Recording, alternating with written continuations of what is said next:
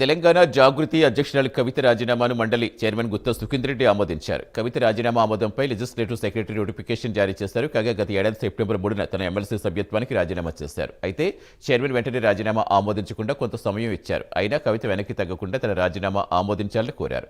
శీతాకాల సమావేశాల్లోనూ చైర్మన్కి విజ్ఞప్తి చేశారు. దీంతో తాజాగా ఆయన కవిత రాజీనామాకు ఆమోదం తెలిపారు.